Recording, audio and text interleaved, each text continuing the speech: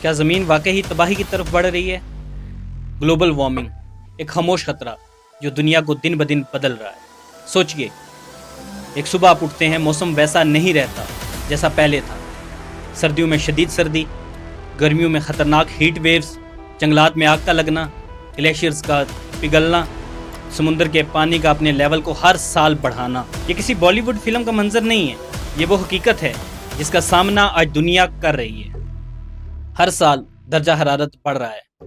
کئی دہائیوں سے سائنسدان وارن کرتے رہے ہیں کہ اگر درجہ حرارت ایسے ہی بڑھتا رہا تو بہت جلد زمین پر بہت سے علاقے ایسے ہوں گے جہاں پہ رہنا ممکن نہیں ہوگا۔ لیکن سوال یہ ہے کہ کیا گلوبل وارمنگ کو قدرتی عمل ہے یا اس کی تباہی کا ذمہ دار انسان خود ہے؟ اور اگر آج ہم نے کچھ نہ کیا تو 2050 تک دنیا کیسی ہوگی؟ آج کی ویڈیو میں ہم جذباتی نہیں بلکہ حقائق پر مبنی سوالات کے جوابات ڈھونڈنے کی کوشش کریں گے، تو ویڈیو کے آخر تک بنے رہیں۔ گلوبل وارمنگ بیسیکلی ہے کیا؟ گلوبل وارمنگ کا مطلب ہے زمین کی اوسط درجہ حرارت میں مسلسل اضافہ۔ سادہ الفاظ میں یہ صرف ایک گرم دن یا گرم موسم گرما کا نام نہیں، بلکہ یہ کئی دہائیوں تک درجہ حرارت کے مسلسل بڑھنے کا عمل ہے۔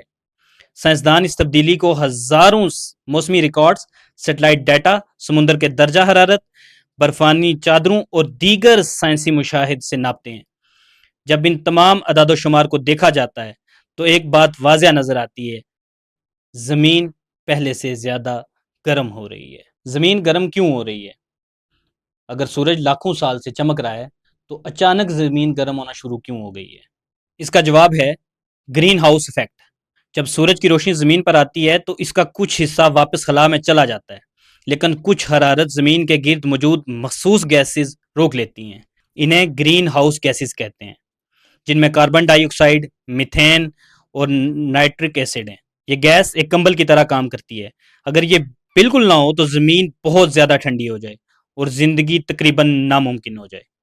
مسئلہ یہ نہیں کہ یہ گیس موجود ہیں، اصل مسئلہ یہ ہے کہ انسان نے ان کی مقدار اتنی بڑھا دی ہے کہ اب وہ ضرورت سے زیادہ حرارت کو زمین کے گرد قید کر رہی ہیں۔ اس وجہ سے ہر سال زمین کا درجہ حرارت آہستہ آہستہ بڑھ رہا ہے۔ تبدیلی کب شروع ہوئی؟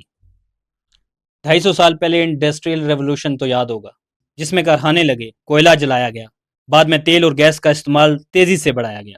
گاڑیاں، ہوائی جہاز، بجلی گھر مسلسل فوسل فیول استعمال کرنے لگے۔ اس سے فضا میں کاربن ڈائی آکسائڈ کی مقدار مسلسل بڑھتی گئی۔ پہلے یہ تبدیلی آہستہ تھی، لیکن 20ویں صدی کے بعد رفتار کئی گنا بڑھ گئی۔ آج دنیا اربوں ٹن کاربن ڈائی آکسائڈ ہر سال فضا میں خارج کر رہی ہے، اور یہی وجہ ہے جس نے گلوبل وارمنگ کو ایک عالمی بحران بنا دیا ہے۔ گلوبل وارمنگ کا اصل ذمہ دار کون؟ آخر زمین کو گرم کون کر رہا ہے؟ کچھ لوگ کہتے ہیں کہ یہ صرف قدرتی عمل ہے، کیونکہ زمین پر ماضی میں بھی برفانی دور اور گرم ادوار آتے رہے ہیں۔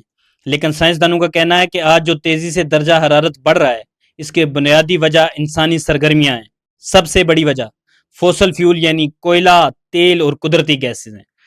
جب ہم گاڑی چلاتے ہیں، بجلی بنانے کے لیے کوئلہ جلاتے ہیں یا فیکٹریاں چلاتے ہیں تو فضا میں بڑی تعداد میں کاربن ڈائی آکسائڈ خارج ہوتا ہے۔ یہ گیس سینکڑوں سال تک فضا میں رہ سکتی اور زمین کی حرارت کو باہر نکلنے سے روکتی ہے۔ درختوں کی کٹائی کیسے مسئلے کو بڑھا رہی ہے؟ درخت قدرت کے بہترین ایئر فلٹر ہیں۔ وہ فضا سے کاربن ڈائی آکسائڈ جذب کرتے ہیں اور ہمیں آکسیجن فراہم کرتے ہیں۔ لیکن ہر سال دنیا بھر میں لاکھوں ایکڑ جنگلات کاٹے جا رہے ہیں۔ درخت صرف ختم نہیں ہوتے بلکہ اکثر انہیں جلایا جاتا ہے، جس سے مزید کاربن فضا میں شامل ہو جاتی ہے۔ اس کا مطلب ہے ایک طرف ہم زیادہ آلودگی پیدا کر رہے ہیں اور دوسری طرف وہ قدرتی نظام ختم کر رہے ہیں جو اس آلودگی کو کم کر سکتا تھا۔ اس لیے سائنسدان جنگلات کے تحفظ کو گلوبل وارمنگ سے نپٹنے کے اہم ترین طریقوں میں شمار کرتے ہیں۔ اس آلودگی کے ذمہ دار سب سے زیادہ کون سے ممالک ہیں؟ آج کے دور میں دنیا کے بڑے صنعتی ممالک جیسے چین، امریکہ، بھارت، یورپی یونین اور روس مجموعی طور پر کاربن اخراج میں نمایاں حصہ رکھتے ہیں۔ لیکن یہاں ایک بات سمجھانا ضروری ہے، کچھ ممالک کی آبادی بہت زیادہ ہے، اس لیے ان کا کل اخراج زیادہ نظر آتا ہے، جبکہ کچھ ممالک میں فی شخص اخراج بہت زیادہ ہوتا ہے، کیونکہ وہاں توانائی اور ایندھن کا استعمال زیادہ ہے۔ اس لیے ماہرین صرف کل اخراج نہیں بلکہ فی فرد اخراج کو بھی اہم سمجھتے ہیں۔ اس وجہ سے عالمی موسمیاتی مذاکرات میں یہی بحث رہتی ہے کہ اخراج کم کرنے کی ذمہ داری کس پہ زیادہ عائد ہوتی ہے۔ سائنسدانوں کو کیسے یقین ہے کہ زمین گرم ہو رہی ہے؟ کچھ لوگ پوچھتے ہیں کیا یہ صرف اندازہ ہے؟ جواب نہیں۔ دنیا بھر کے ہزاروں موسمیاتی سیٹلائٹس جو زمین کے درجہ حرارت کی نگرانی کرتے ہیں، سمندر کے پانی کی پیمائش، گلیشیئر اور برفانی چادروں کی تصاویر، درختوں کے سالانہ حلقوں اور برف کی قدیم تہوں کا مطالعہ جن سے ہزاروں سال پرانے موسم کا اندازہ لگایا جاتا ہے، جب یہ تمام معلومات ایک ساتھ دیکھی جاتی ہیں تو ایک واضح تصویر سامنے آتی ہے۔ زمین کا اوسط درجہ حرارت مسلسل بڑھ رہا ہے اور اس کی رفتار گزشتہ صدی میں نمایاں طور پر تیز ہوئی ہے۔ گلوبل وارمنگ کے اثرات مستقبل نہیں، آج کی حقیقت ہیں۔ گلوبل وارمنگ اب تک تو ہم نے جانا کہ کیا ہے اور اس کی وجوہات کیا ہیں، لیکن اب اس سے اہم سوال یہ ہے کہ کیا اس کے اثرات مستقبل میں آئیں گے یا ہم انہیں آج ہی محسوس کر رہے ہیں۔ گلوبل وارمنگ کی حقیقت یہ ہے کہ اس کے اثرات دنیا بھر میں آج ہی نظر آ رہے ہیں۔ کئی ممالک میں گرمی کی لہر پہلے سے زیادہ شدید اور طویل ہو چکی ہے۔ ایسے علاقے جہاں کبھی شدید برف باری ہوتی تھی وہاں برف کم پڑ رہی ہے، جبکہ بعض جگہوں پر غیر معمولی بارشیں اور اچانک سیلاب معمول بنتے جا رہے ہیں۔ سائنسدانوں کے مطابق گرم ماحول میں فضا زیادہ نمی اپنے اندر رکھ سکتی ہے، جس کی وجہ سے جب بارش ہوتی ہے تو بعض اوقات بہت زیادہ شدت سے ہوتی ہے۔ دوسری طرف کچھ علاقوں میں بارشیں کم ہونے سے خشک سالی کا خطرہ بڑھ رہا ہے۔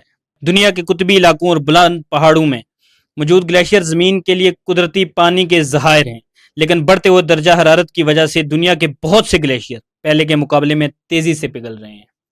اس کے دو بڑے نتائج سامنے ہیں۔ پہلا، سمندر کی سطح آہستہ آہستہ بلند ہوتی جا رہی ہے۔ دوسرا، وہ علاقے جو گلیشیئر کے پانی پر انحصار کرتے ہیں مستقبل میں پانی کی کمی کا سامنا کر سکتے ہیں۔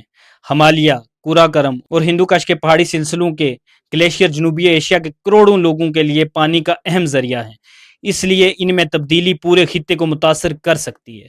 سمندر کیوں خطرناک ہوتے جا رہے ہیں؟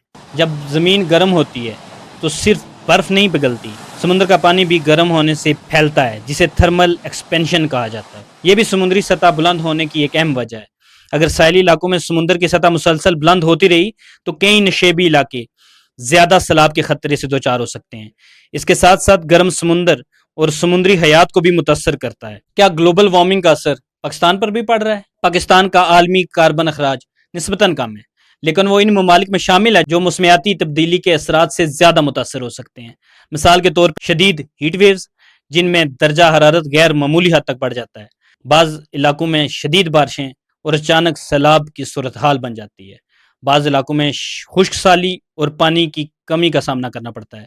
زرعی پیداوار پر دباؤ، کیونکہ غیر متوقع موسم فصلوں کو متاثر کر سکتا ہے۔ کیا گلوبل وارمنگ سے ہماری صحت بھی خطرے میں ہے؟ گلوبل وارمنگ صرف موسم کا مسئلہ نہیں بلکہ انسانی صحت کا بھی مسئلہ ہے۔ شدید گرمی کی لہر، ہیٹ سٹروک اور پانی کی کمی بزرگوں، بچوں اور محنت کش افراد کے لیے خطرے کا سبب بن سکتے ہیں۔ فضائی آلودگی اور بڑھتی گرمی سانس اور دل کی بعض بیماریوں کے خطرات کو بھی بڑھا سکتا ہے۔ اس لیے عالمی ادارہ صحت موسمیاتی تبدیلی کو صحت عامہ کے بڑے چیلنجز میں شمار کرتا ہے۔ اب ہمارے سامنے چند بڑے سوالات ہیں۔ کیا آیا 2050 میں دنیا رہنے کے قابل رہے گی؟ کیا کچھ شہر سمندر کی نظر ہو سکتے ہیں؟ کیا پانی کی قلت بڑھ سکتی ہے؟ اور کیا اب بھی وقت ہے کہ ہم اس خطرے کو کم کر سکتے ہیں؟ گلوبل وارمنگ اگر نہ رکی تو 2050 تک کیا ہو سکتا ہے؟ آئیے مستقبل کی طرف دیکھتے ہیں۔